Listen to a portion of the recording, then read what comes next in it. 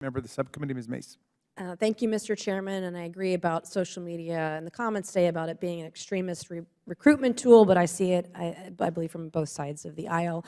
Threats to our democracy come from those who seek to undermine our Constitution and our three branches of government. We've got to take a stand to support the Constitution and the rule of law against those who debase our society with violence or harassment of government officials carrying out their constitutional duties, for example. I have a few simple yes or no questions I would like to ask the panelists today. My first one is, do you believe that rhetoric, that rhetoric is a way to inflict harm on our democracy, people's words? Mr. Ward, yes or no?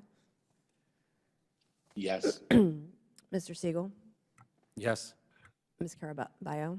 Yes. This is Astronomani. Yes or no? Yes. Okay, Ms. Tyler? Ms. McCord? Yes. Is rhetoric on social media a problem and a threat to our democracy, Mr. Ward? Yes, absolutely. Mr. Siegel? Yes. Ms. Caraballo? Yes. Ms. Nomani? Yes. Ms. Tyler? Yes. Another question I have, do you believe that rhetoric targeting officials with violence for carrying out their constitutional duties is a threat to democracy, Mr. Ward? Mr. Siegel? Yes. Yes. Yes. Yes. Yes. All right, thank you very much. Only a few weeks after the attempted attack on a Supreme Court justice on June 25th, one of the witnesses, Alejandra Caraballo, tweeted out the following in response to a decision on abortion overturning Roe v. Wade, and I'll quote directly from the tweet: "The 6 justices who overturned Roe should never know peace again. It is our civic duty to accost them every time they're in public. They are pariahs. Since women don't have their rights, these justices should never have a peaceful moment in public again."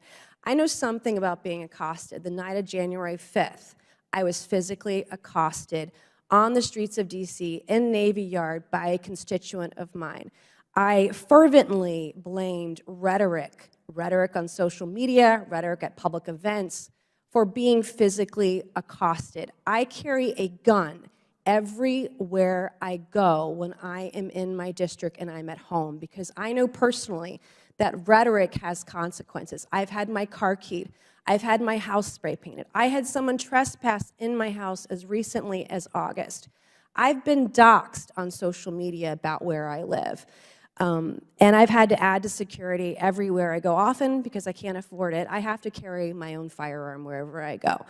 And Alejandra Caraballo also recently tweeted on November 19th, not even a month ago, that the Supreme Court, vested with the judicial power of the United States by our Constitution, stated they are not a legitimate court issuing decisions. And also the Supreme Court is an organ of the far right. So my last question today of Ms. Caraballo: do you stand by these comments, this kind of rhetoric on social media?